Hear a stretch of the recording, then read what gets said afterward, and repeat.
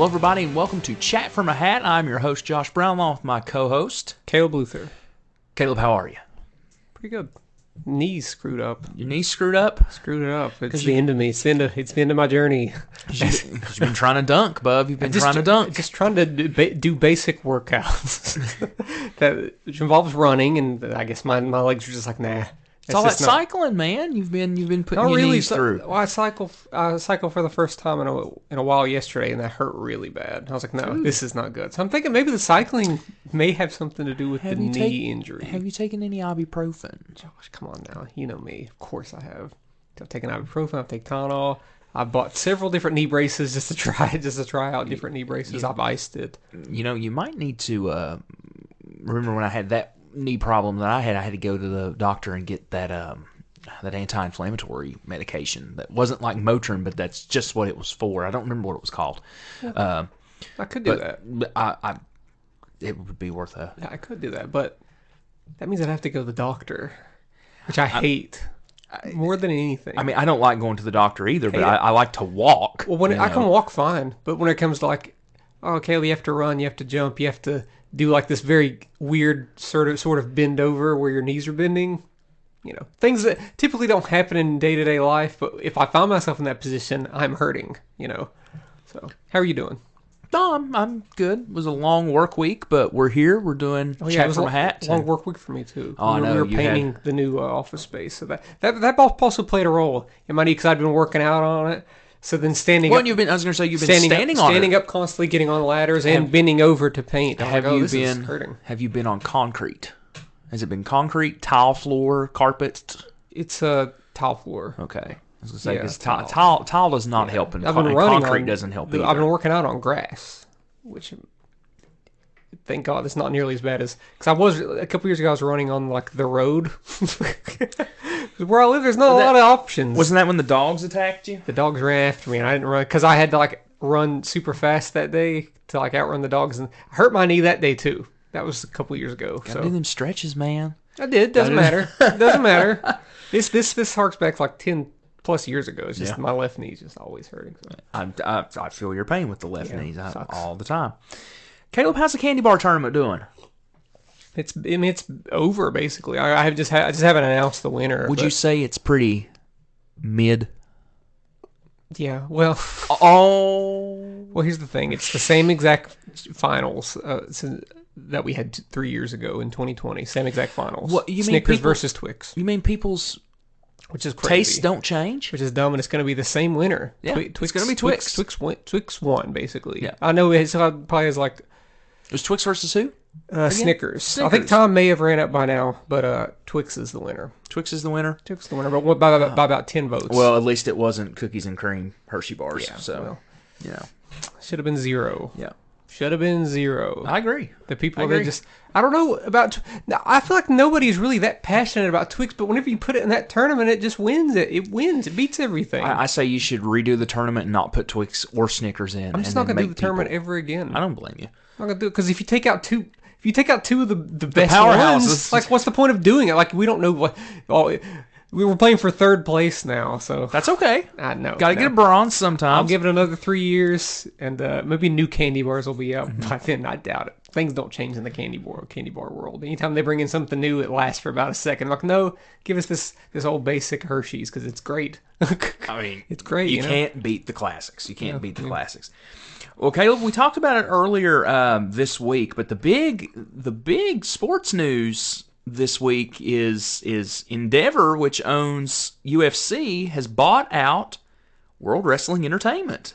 Oh yeah, that's a thing, and it's pretty big. So I mean, the two biggest combat. I use quotations around combat sports with lightly with WWE, but I mean, I guess technically it still is a combat sport. One's very entertaining and one's trash. You're right. And UFC is trash. No, I'm just kidding. No, I know that is. I like both. I'm not going to love UFC. I'll watch WWE because it is very entertaining. I'm not a fan of violence. I'm not a fan of getting beat up. You don't have to get beat up, Caleb. I'm watching people like, ow, like this is mean. These people are mean. Jesus Christ. But no, pretty big news that they haven't. I don't think they've said how much the buyout was for.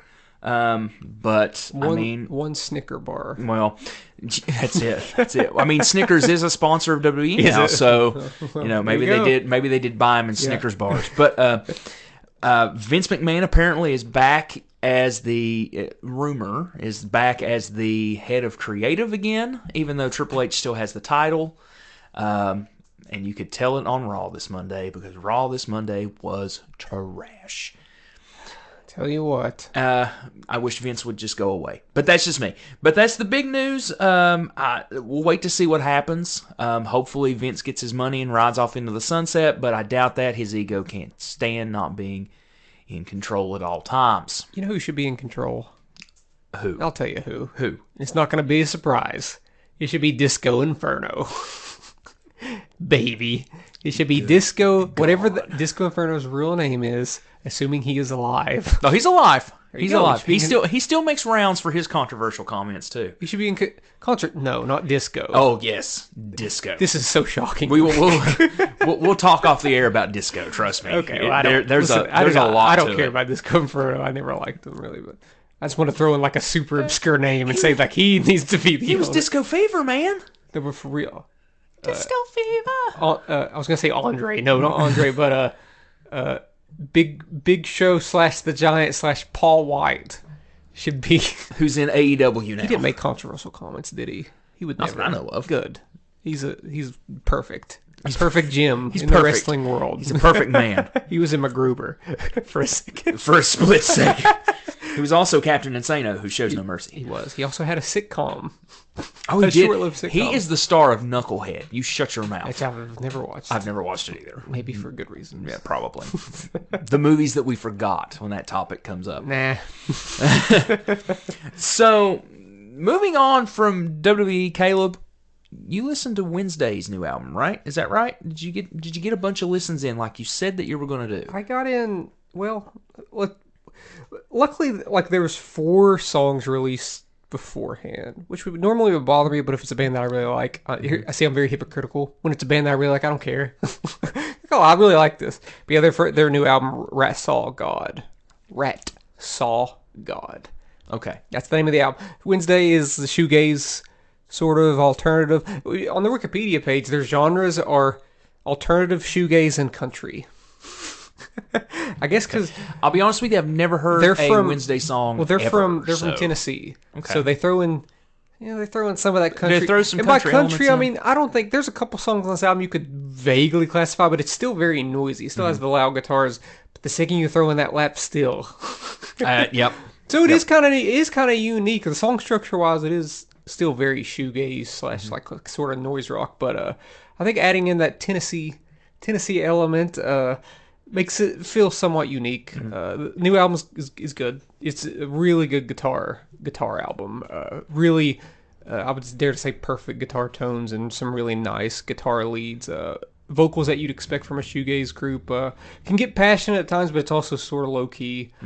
Just good. Like if you're into this kind of music, I highly recommend this, because when it comes to modern bands, I mean, you don't see a lot of American shoegaze bands. Shoegaze usually is very much a Britain or British thing. Sure. But they're doing stuff a little bit different. The songs are some of them are relatively short, but then they'll pop out like an 8-minute long song that does a lot of different things. And I really like it. It's one of my favorite albums for this year.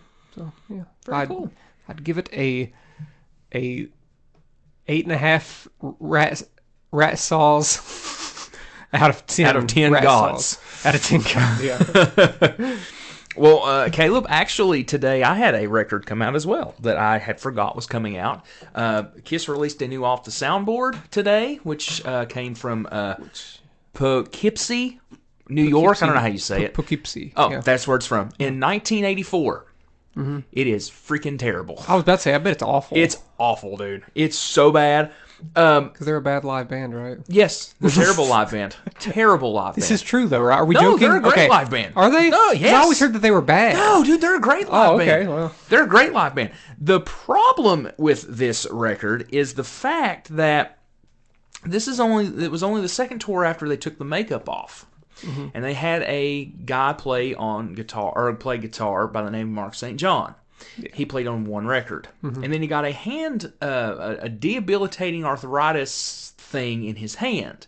He played 4 shows. That'll do it. This is one of those 4 shows. Oh, It's no. actually the only soundboard recording ever with him. Mm-hmm. Oh boy, it's not good. Not good. The mix is terrible. It sounds like half the time he's not even on, like his guitar is not even on. Might not be. And That might be like, we got you to know turn what? you down. That's kind of what it feels like. It's kind of what it feels like. Don't recommend it Yeah. at all. Stream it. Don't buy it. Not worth your money. Kiss fan or not, Yeah. ain't worth your money. It's terrible. Kiss. Ugh, it's terrible. It was disappointing too because I love that tour and I love that album. Mm-hmm. So a soundboard recording would have been really cool, but no, got to release this steaming pile of trash. But anyway, speaking of steaming pile of trash, we watched Air this week. Yeah, that's the one. That's the steamy pile of trash. Steaming pile of trash. As you wear a Air Jordan hoodie. Yeah. Was that And coincidence and a pair or? of Air Jordan 32s. But you always wear Air Jordans anymore, it seems. I got a lot of Air Jordans, but I've just sort of transitioned to more like casual wear. I've like Reebok and Adidas too, because I work and I can't just always wear Air Jordans all the time. Thank God you didn't paint your Air Jordans. Jesus Christ. Now I wear some really, really crappy like gray Nikes, but nonetheless Nikes. So you didn't wear New Balance, is what you're saying. No, my New Balances are great. Did you I get love your my dad's New Balances to wear? Oh, I couldn't do that to him. I know couldn't you do that. couldn't. It's the only he only has 2 pairs and they're both New Balances. I can't say much. I own 2 pairs of shoes and they're both Vans, so, I can't say anything. I saw a pair of New Balances in the hallway here. Oh, dude, I've had those Okay, so I was long. gonna say, I saw them. Dude, I've literally had that pair of shoes probably 6 years, and I bet you I've wore them 4 times. New Balance. They're just not comfy. New They're not Balance comfy. is kind of in, right? Like They're- I'm not like necessarily like the dad shoes that you see at shoe show, but there Yeah. are some sort of high end. Oh, I love New those Balances shoes. that are. They're just too big. That's why I bought a pair. I bought a pair of New Balance 550s because they're like sort of like hot. They're the hot thing now in shoes, and I like them. Yeah. Then I post them on Facebook. Like, these are great dad shoes, Kev. Like, just because they have the N on, it doesn't make it a whatever, guys. But yeah, we watched the Air, which is about Nike essentially Michael throwing Jordan. everything at the window to sign Michael Jordan. I was really looking forward to this movie because of course I'm looking forward to it. Like, there was a moment in this movie where I didn't understand what they were talking about. It literally checkmarked every box for you. I understood it. Great actors, basketball, shoes, Yeah. and a drama. Yeah. And This 80s. literally and 80s. This Mid-80s. checkmarked Yeah. every box for you. But by God, man, that was a great movie. Yeah, that was so good. Here's the thing, like, if we're just judging it as a movie and not judging all the things that I personally love about it, it is really good. It is really good. It does follow a very specific formula you see in like the sort of like behind the scenes sports dramas, like you'd see in like a Moneyball or even a Jerry Maguire. Yeah. But whenever you do that good, it's good. It's like whenever you make a good music movie, not necessarily a good biopic music movie, but a good music movie. Yeah. It's always going to check those boxes, but if you do it right, it's good, and this does it right.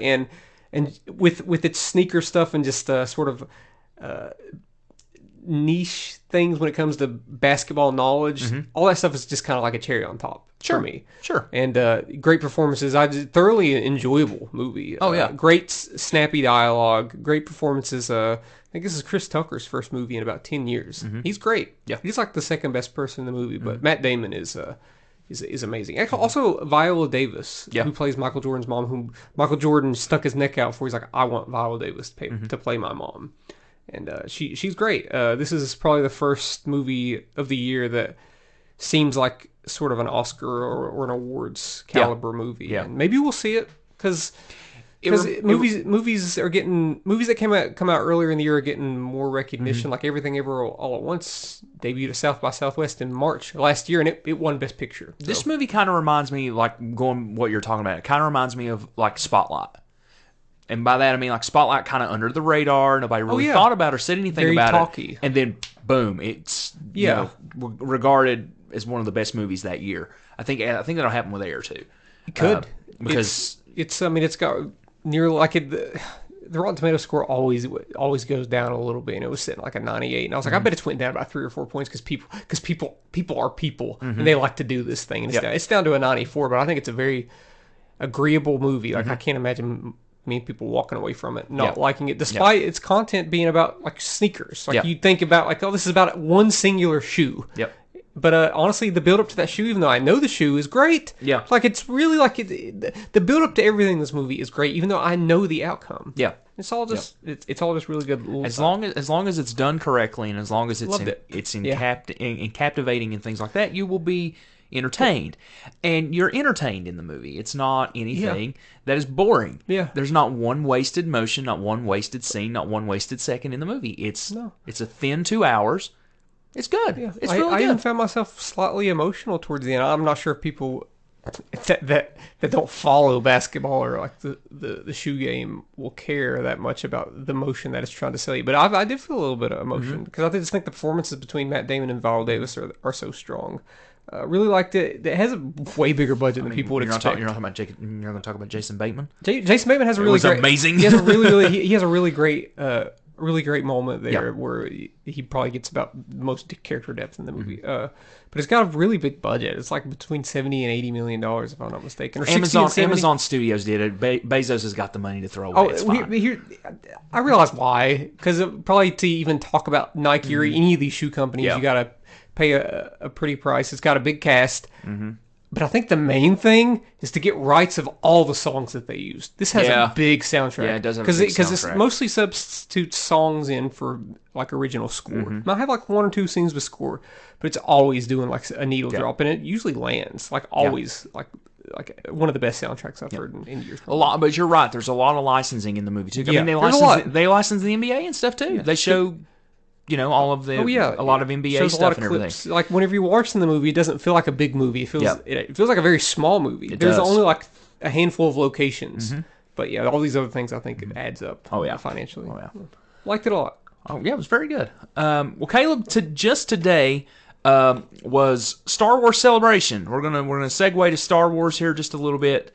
A lot of huge stuff came out of Star Wars Celebration today. The main thing being the announcement of 3 brand new Star Wars movies. It will not be a trilogy, apparently, but 3 standalone films. And the big thing, though, of Daisy Ridley being back in the Star Wars universe. And they're going to continue that story.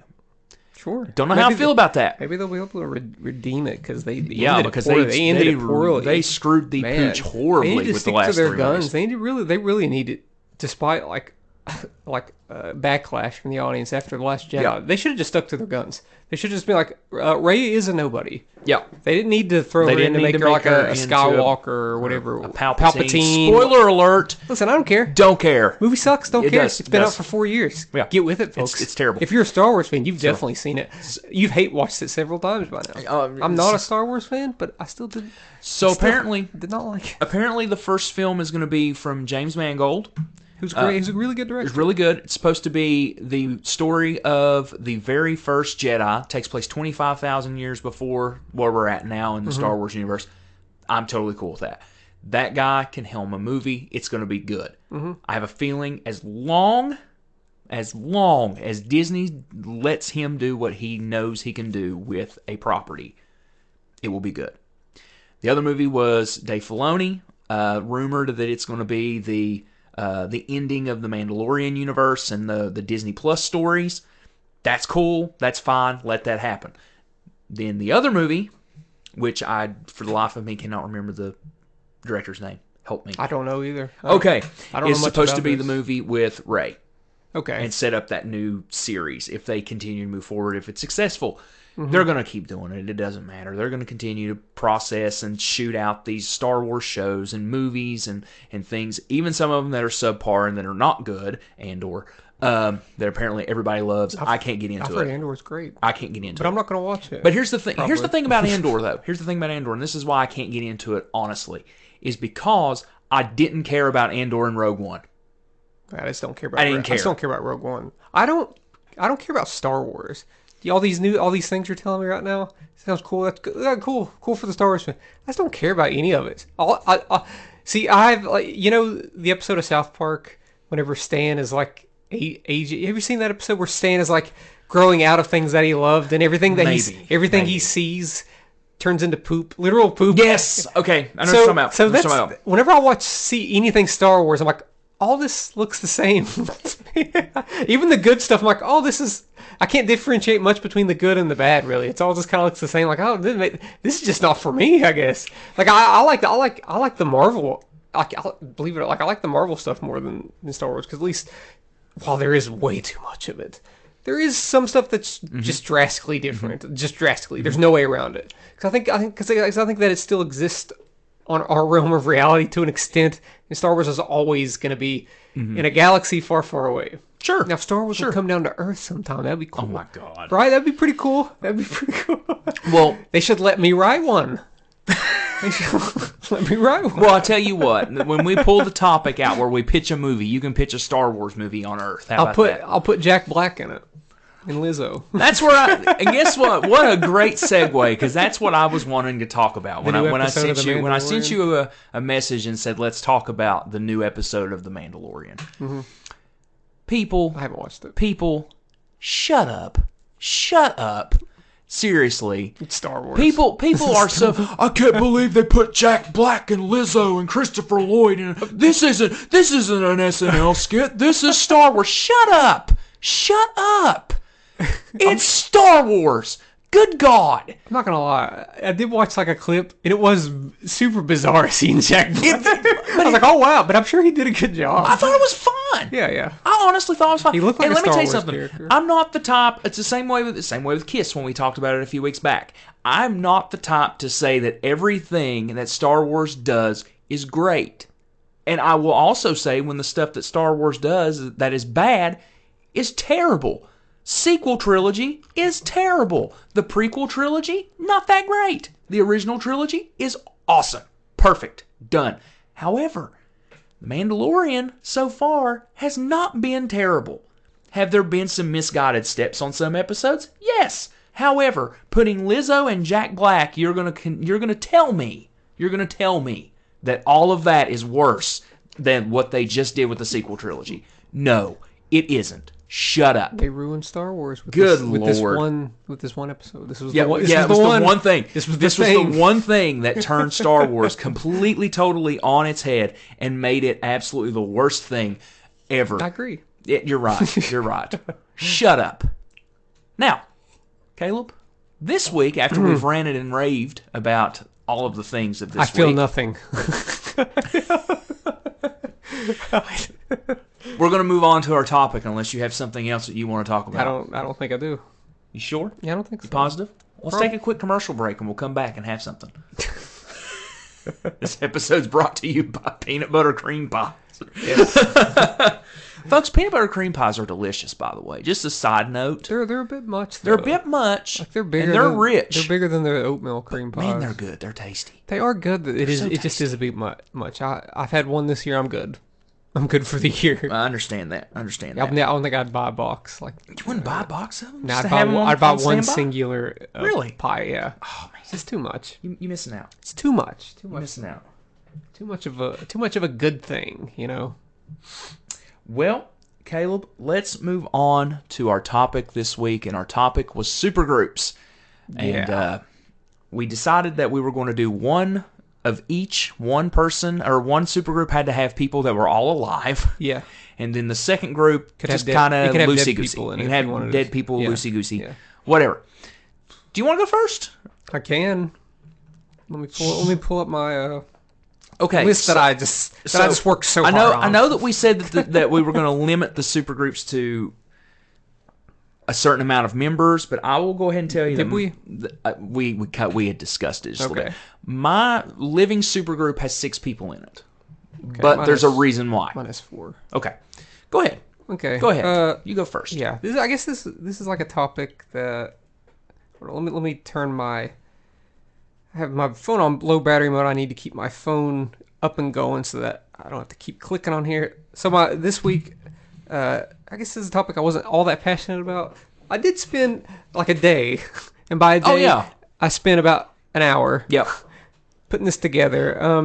So I thought long and hard on mine to the point where I wanted it to be a cohesive supergroup. Like it wasn't just 4 random people thrown together. I'm glad you did, because I didn't. But I did. I was able to throw together some bands. Yeah, I'm not sure. I'm not sure it'll work. I don't necessarily believe in music supergroups because it's not going to be as good as the group that I like. It just isn't. It's not going to be as good as the individual groups. That's just a fact. Sure. It never is. Okay. They might put out some cool stuff. Like, well, I've even seen where a lot of people, we talked about Boy Genius last week and their new album, The Record. A lot of people saying, like, I like their individual albums more, and I totally understand that. Sure. I might too, if I've listened to them all. Haven't. So, this first group I did, not only did I make it a living group, I made it very plausible. I made it almost like modern. This is almost a modern band. All these members are relatively young and active, playing music now. So the first member I had to think long and hard about who I wanted to be the singer. I thought about all the modern singers I like. I'm not big on just a singer that just sings. Like, I like them to play guitar. So that's what I did. Well, this person, she sort of does like 70% playing guitar and sometimes just sings, and that's Ellie Roswell from Wolf Alice. She's a very good guitarist and an amazing voice. Yeah, she can belt it. Very unique. She can belt it, and she can also sort of be low key. She has some grunge elements, but she can also get like dream poppy. Yeah. So that was my lead singer. If you haven't checked out Wolf Alice, I highly recommend them. Every album is very versatile and different than one Definitely. other. I'd say that one. Next on, let's say, lead guitar and backing vocals, I have my favorite modern day guitarist, and honestly the front man of my favorite band until they broke up, and that's Joseph D'Agostino from Cymbals Eat Guitars / Empty Country. Cymbals Eat Guitars was one of the greatest modern indie rock bands. They were just doing some really crazy things, especially on their album Lindsay's Alien, which is like a prog indie / emo, like sort of like masterpiece. Sure. And his new band, Empty Country, is also very good, but a little bit lighter. And great guitarist. But I have him mostly doing backing vocals instead of like lead vocals. It's mostly going to be the Ellie Roswell vocal show. For bass, I have my favorite modern day bass player from the 90s to today, and that's Alex James from Blur. Doesn't get enough credit as a bass player. Just especially when you listen to their music with headphones on, like the bass really just shines through. It's like, wow, this guy's incredible. Sometimes very similar to the bass player from Duran Duran. The way that it just like naturally flows through with the interwoven guitar parts, because it all just naturally goes perfect. And final member I have is on drums, and we talked about this member whenever we discussed our replacement players. And that's Rudy Gajador from Gatsby's American Dream on drums. My favorite drummer.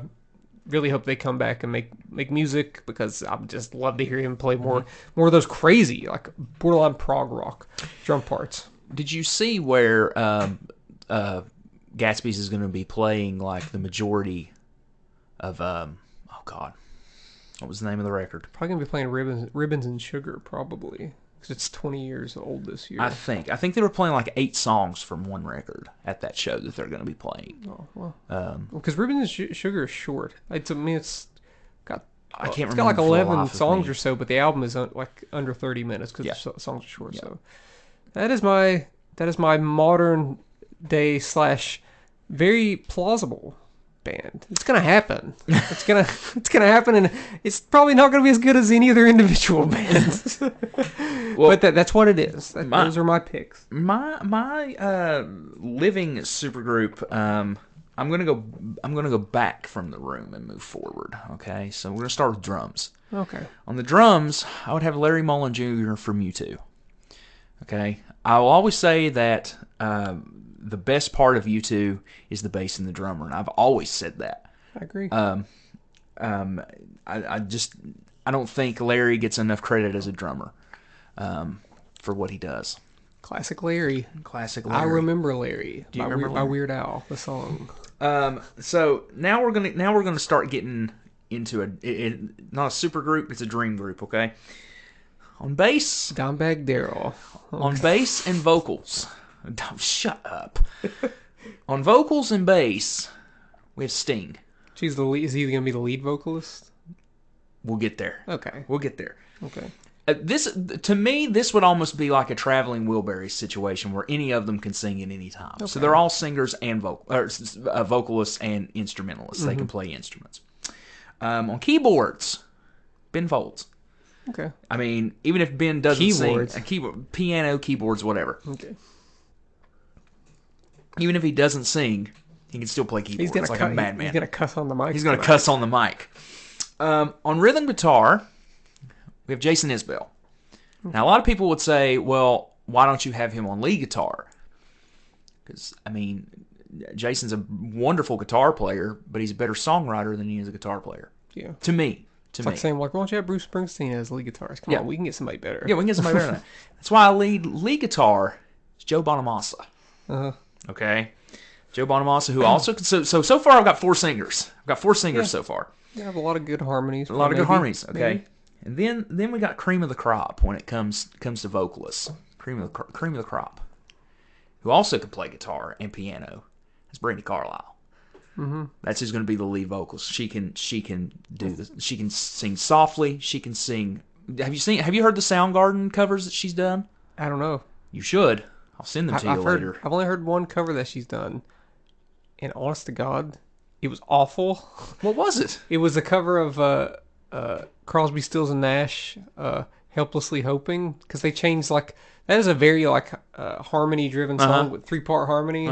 And they changed the harmonies, and I'm like, ooh, that sounded bad. Okay, but she's incredible. Yeah. She's incredible. But that one cover was like, oh god, I was pumped for it too. I will send you the 2 Soundgarden songs that she covered, and they are so awesome. Okay, dude. Good. So yes, that's my all over the place. Well, kind of. It is kind of. It is. Oh no! I would. I would put Brandy, Joe, and Jason in there that they could. I guess kind of all play the same sort of music. They can play Sting rock music, and they can do. And it's gonna turn to the reggae hour. Reggae hour. That's why Sting's gonna go sing his own songs. It would feel like to me almost like a Live Aid type situation where all of them would play their own stuff, but then Larry would play with everybody. They would all just come together at the end. I'm just here to play. Well, I mean, but that would be my supergroup. I think that would be really cool to be able to have all of them on stage at one time and able to trade off each other's songs and stuff. I think that would be cool. Yeah. Caleb, who's your dead group? Dead group. That just sounds very morbid. Who's your dead group? I have 5 members here. And God, I don't. Yes, I do. Only one of them's dead. Okay. And I wasn't even going to put a dead guy, but I was like, this makes sense. I'll throw him in there. No disrespect, because he is one of I love him, but I would start from the drums on, but my drummer is just too good to just. Okay. I'm holding my drummer. I'm putting my drummer. This is also somewhat of a plausible lineup until I get to the end. Okay. Until I get to the end. I mean, I guess mine kind of could be. These first 3 members are very similar from a songwriting perspective, and I think they all sort of, at least 2 of them influence each other quite a bit. Okay. And first one I have, keep in mind, this is going to be a band where 4 out of the 5 are doing lead vocals. Okay. Look at what I just had. They're going to be switching off here. Think Beatles. Sure. So at keyboard / vocals, I have Brian Wilson. Okay. Brian Wilson. Okay. Was going to do bass, but I was like, nah. I can find a better bass player, but I wanted him mostly because of his songwriting. Yeah. And what he can do in the studio. And I'm not saying this is going to be a good live band, but a studio band with them writing and bouncing off each other, this would be great. Okay. So he's my first member, keyboards, vocals. On bass and vocals, I got Paul McCartney.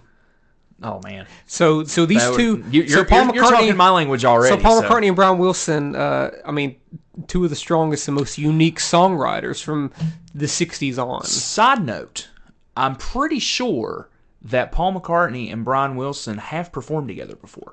They probably have, and I think they've performed "God Only Knows" because I think Brian played it and Paul sang it. Okay. I'll have to find that. I'm pretty sure that's... Speaking of that, I've recently discovered, which is crazy, because this isn't like common knowledge. This song's been out for 50 years, but I'm just kind of now discovering that Glenn Campbell did a cover of God Only Knows from the mid-'70s. Did he? It is way different than the Beach Boys. It still has the spirit and sadness and whatnot, but it's a lot bigger sounding, produced. It's not as good. But yeah, having Paul and Brian in the band, they'll... Just them competing against each other will make some of the greatest songs, because that's something that they kind of did in the mid-'60s. Sure. Where they're I got to try to one-up this because this was the best thing I've ever heard.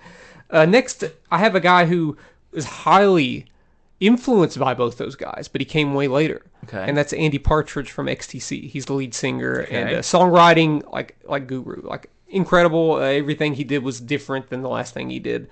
But whenever he wanted to sound like Paul McCartney and Brian Wilson, he would. But it would still have that Andy Partridge sort of smirk to it or snarkiness to it. And like there were songs from his album in the late 80s, Oranges and Lemons, that like people say like this would be if the Beach Boys were still making psychedelic music that they made in the late 60s. This would be that. Yeah. So them three together is would be insane. So I got Brian, Paul, and Andy. Those three would just be like an incredible lineup. Yeah.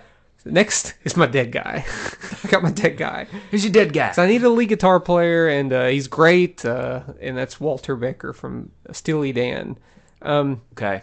It's not like he wouldn't fit in with these guys. I mean, no. all these guys, well, mostly Paul McCartney and Andy Partridge, aren't foreign to the idea of doing a jazzier number or a soulful number. Brian, not necessarily Brian, was still the psychedelic stuff, which was great and beautiful, but Walter would really complement their rhythm guitars, bass, and just general songwriting. I think great guitar player. He could have played all the Steely Dan leads and solos, but they would bring in like session musicians to play because they just wanted to be like that kind of band. But he could play it. He could definitely play it. But he's dead. So he's dead now. So this isn't possible. And So you got your one criteria. I got my one dead guy, and I love him. Love him. I don't want to say. I was gonna say I love him to death.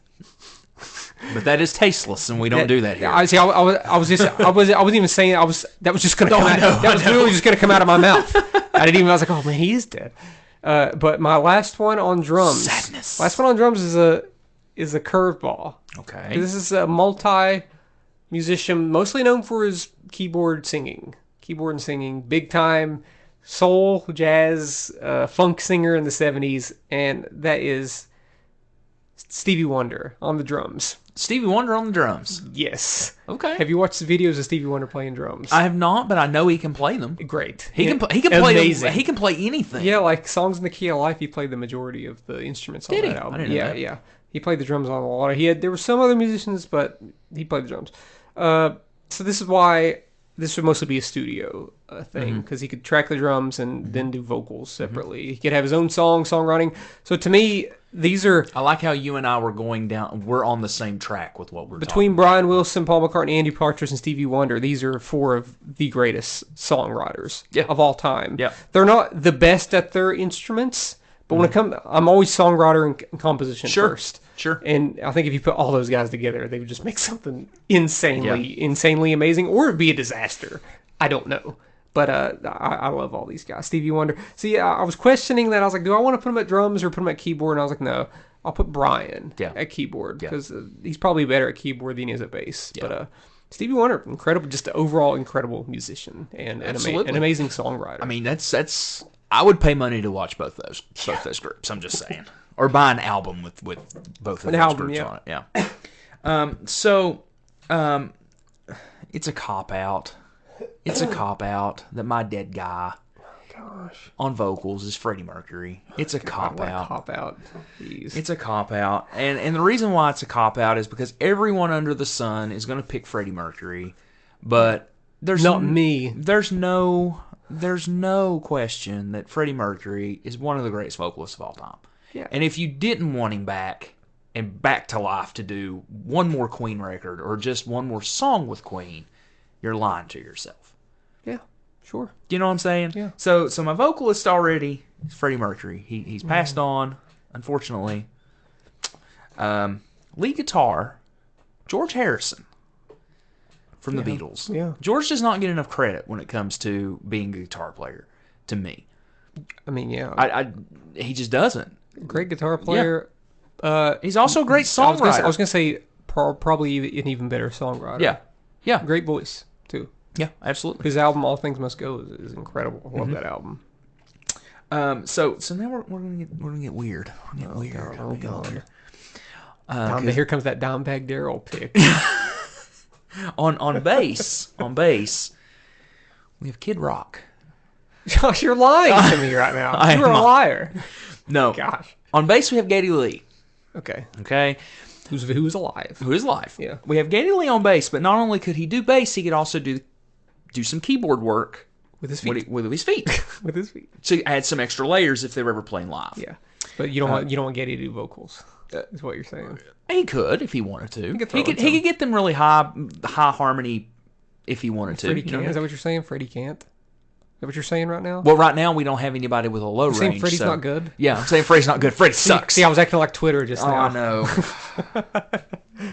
Shut up about the Mandalorian. Anyway, on keyboards, another person that actually just passed away last year, and that's Christine McVie from Fleetwood Mac on keyboards. Arguably, probably one of the best songwriters in Fleetwood Mac. I like Christine better than Stevie Nicks. I said it. What's the big song she had there? Which ones? She's had two or three. In the late 80s. Everywhere? Yeah. Yeah. It's a great song. That's Songbird, great song. You Make Loving Fun. It's a great song. I don't know all this mumbo jumbo. Just saying. I just know the hits, okay? Okay. I don't know the deep tracks. Those were hits that I'm saying. Nah. They're hits. They weren't You Can Go Your Own Way, which is the hit. The hit from Rumors, apparently. And then finally, like you had with Stevie Wonder, I have with my drummer, and that's Dave Grohl. Can do drums, guitars, vocals, whatever you want him to do, he can do. Yeah. And I think that he would be a really good producer of the record too. Yeah. Why not? So with a record, I think he'd take him to his quote unquote garage. Yeah. And record. Yeah. Act like it's not some big major multi-million-dollar studio. Well, he did on what was the sound? Oh God. Sound the Light.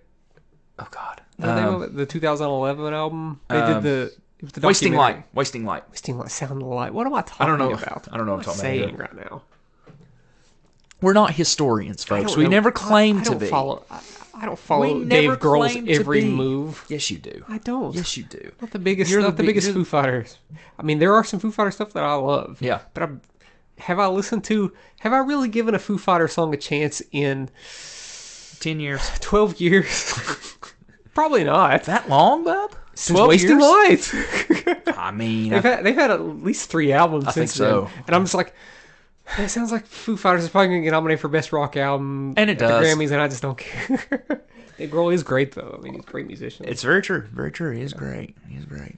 Caleb, do you have anybody else that you would have thrown in here just off the top of your head that you would have loved initially to have on my first group there with my one that is logical, I almost made it very not logical by having Elliott Smith as the lead singer. But then I decided to go the complete logical route and not have a dead person as lead singer, so I picked Ellie. That's all. That's all. That's my only like replacement I can think of that I initially had on my list. Before on my live list, before I had Isbell being the rhythm guitarist, I actually had James Hetfield. And then I was just like, you know what? That's just not plausible. James Hetfield would not do that. He would only play power chords, which is not true. James Hetfield is a wonderful rhythm guitar player, but he just it's power chords and riffs. I don't think he ever plays a G chord. So, but it is what it is. So, Caleb, that's our supergroups that we would have. I think those would be fun to watch. I think they'd be fun to watch and fun to listen to for sure. Yeah. So, Caleb, next week we actually a big art show, a big art. Not really a show, but a collective of people will be getting together to talk the Southern West Virginia art around our area, in which paintings and sculpting and photography. You name it, it's the music. You name it, it's there. So we've been asked to do a special next week for that collective. That's the 21st. On the 21st, yes, on the 21st. Yeah. So I believe, if I am not mistaken, that episode will come out on the 24th. That will come out on the 24th. That's right. Yeah. That is right. So there will be no draw from a hat that week. That's exactly pre-scheduled. Exactly. So actually, what's going to happen is the week of the 17th. So that episode for the art gallery, the art expo. Collective situation, which we're still getting some details on, but we wanted to go ahead and let you know that that's happening because we're really excited to do that. Will be on the 24th. That episode. So in 2 weeks. some pretty cool people join us on Yeah, the some mic. pretty cool people will be joining us with a lot of cool interviews about art in Southern West Virginia. But next week, you're hearing this on the 10th. On the 17th, Monday the 17th, we are going to be doing a very special episode. We're going to be doing a draft. A draft. Of Taylor Swift songs. Oh my gosh. Oh my gosh. I'm so unprepared. So unprepared for. So... Which Nancy will be joining us for that because she said if she didn't, she would murder us in her sleep. And I don't know anything about Taylor Swift. I mean, I'm literally a Swiftie by marriage. So, so look what you made me do. Look what you made me do. Me! Exclamation point with Brandon Urie or Panic at the Disco. What a sad day when Panic at the Disco stopped. It's gonna be sad. They did stop. What are you talking about? I mean, he's got that last tour, right? He's doing the last tour in the UK. I thought he was stopping. Yeah, right. Yeah, I don't think it's a sad day. They suck. They haven't had anything good since. Pretty odd. I don't care what anybody says. Half of Vices and Virtues. Nah. Vices and Virtues got some good songs on it. No. Yes. You want to debate Vices and Virtues real quick? We'll do it. Listen. We'll go track by track, buddy. I don't remember a single song on that album. Anyway, so starting on next week, we will have the Taylor Swift draft. The week after that, we will have the interviews at the art collective thing that we're doing. And after that, we'll be back to our regularly scheduled programming. If not, we'll tell you what's going to happen on the 24th for that. We're allowed to spice it up and do some cool things. Yeah, we're allowed to deviate. We've done a lot of chatting from hats. Okay. We're allowed to deviate and have some specials when we want to. We've done like 13 of those. Okay, if we want to split it up and do something cool. Technically 14 now. This is episode 14. Okay, so 14 now. So we're going to have a 2-week span of doing some cool stuff, and then we'll get back to our the lame stuff. Back to our regularly scheduled programming. So Caleb, where can people find us? They can find us on Facebook by typing in Chat From A Hat, as well as Instagram and Twitter. And if you want to email us, we are chatfromahatcast@gmail.com. And of course, you can stream us wherever you stream podcasts, which is what you're doing right now, whichever podcast streaming provider you're listening to us on right now. Yep. Also, keep an eye out on our Facebook page. We will be sharing the event page for that art thing that we will be involved in. If you feel like coming out to it, stop by, and who knows, you may end up on the podcast yourself. So, Caleb, anything else you want to add? Nope. All right, then. Well, folks, thank you for joining us this week on Chat From A Hat. We will talk to you next week about a Taylor Swift draft. Oh, yeah. Caleb, I hope you're ready to get It's going to be video, too. It's going to be video. Oh, it is going to be video. It's going to be a video You're version. You're going to be able to see us on that. Oh, God. Ooh. We're not. You can still listen to us. You can listen to us on the podcast. You know we're going to get destroyed with that, right? I don't really care. Yeah, it's okay. No. All right. Folks, we'll talk to you next week and talk about Taylor Swift songs.